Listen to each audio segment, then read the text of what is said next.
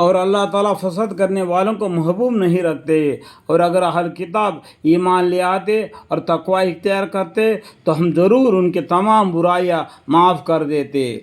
اللہ تعالیٰ بولتے ہیں یہ لوگ قرآن پر یعنی اس کتاب پر ایمان لے آتے اور تقوی اختیار کرتے یعنی پرہیزگاری کرتے تو ہم ضرور ان کے تمام برائیاں معاف کر دیتے اور ضرور ان کو چین کے باغوں میں داخل کرتے۔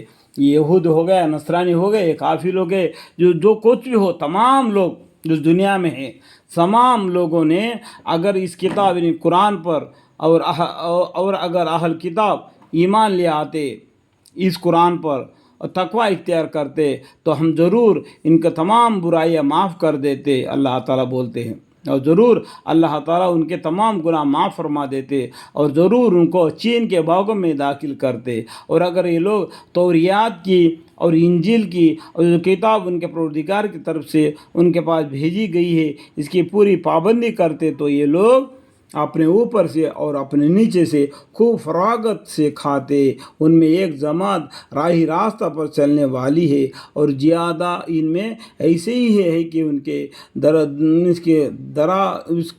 ان کے کردار بہت برے ہیں۔ اے رسول اللہ صلی اللہ علیہ وسلم، جو کچھ آپ کے رب کے جانب سے آپ پر نازل کیا گیا ہے آپ سب پہنچا دیجئے۔ یعنی جو قرآن کے آیتیں آپ پر جو نازل ہوتے ہیں وہ سب لوگوں کو پہنچا دیجئے۔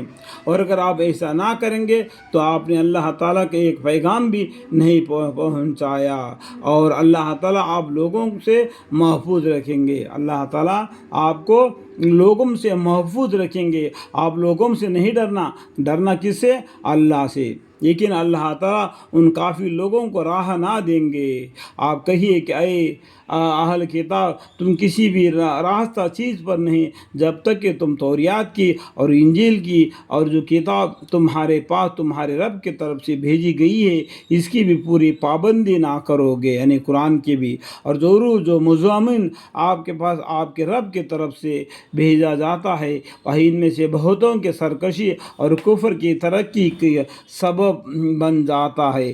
تو آپ ان کافر لوگوں پر غم نہ کیجئے، یہ لوگ ایمان نہیں لائے بول کے آپ غم نہ کیجئے، کیونکہ ہدایت کا نہ دینا اللہ کے قبضے قدرت میں۔ یہ تحقیق بات ہے کہ مسلمان اور یہودی اور فرقہ صابئین اور نصرائی میں سے جو شخص یقین رکھتا ہو اللہ تعالیٰ پر اور روز قیامت پر، دیکھو اللہ تعالیٰ کیا بولتے ہیں، یہ تحقیق بات ہے، مسلمان اور یہودی اور فرقہ صابئین اور نصرائی میں سے جو شخص یقین رکھتا ہو اللہ تعالیٰ پر، ایک اللہ کو ماننا، توحید پر ایمان لانا، پر روز قیامت پر ایمان لانا اور کارگزاری اچھی کرے، ایسی ہم پر نہ کسی طریقے کا اندیشہ ہے اور نہ ہم مغموم ہوں گے۔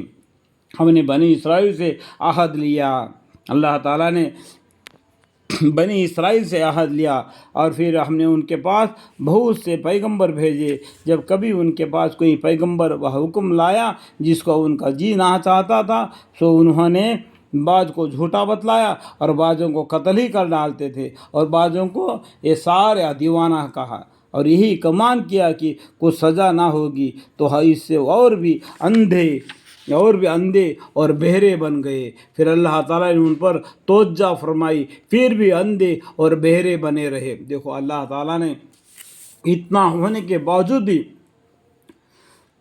توجہ فرمائی، پھر بھی اندھے اور بہرے بنے رہے، ان میں کے بہتر ہے اور اللہ تعالیٰ ان کے اعمال کا خوب دیکھنے والے ہیں، ان کے اعمال کو خوب دیکھنے والے ہیں۔ جب قیامت کے دن جو زندہ ہو کے اللہ کے سامنے آئیں گے اپنے نام اعمال لے کے، اس ٹائم پر اللہ تعالیٰ ان کے اعمال کو خود دیکھ لیں گے۔ بے شک وہ لوگ کافر ہو چکے جنہوں نے یہ کہا کہ اللہ تعالیٰ مسیح ابن مریم ہے، اللہم اغفر لی۔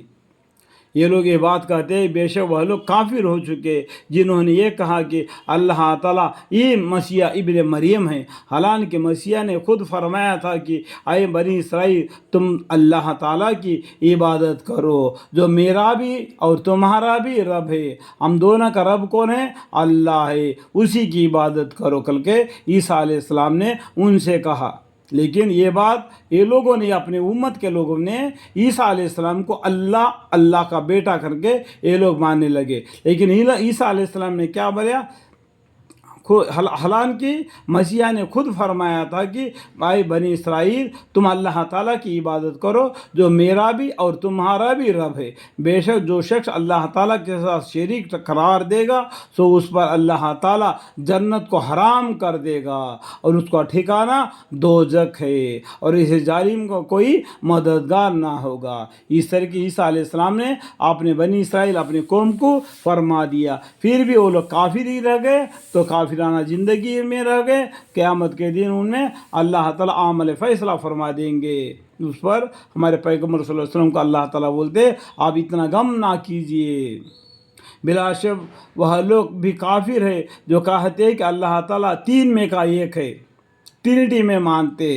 جو ہندو لوگ ہیں برہما وشنو مہیش اس طریقے سے ٹرینٹی میں مانتے، حالانکہ بجائے ایک معبود کے اور کوئی معبود نہیں. اور اگر یہ لوگ اپنے ان اقوال سے باز نہ آوے تو جو لوگ ان میں کافر رہے ان پر دردناک عذاب ہوگا. کیا پھر بھی خدا تعالیٰ کے سامنے توبہ نہیں کرتے؟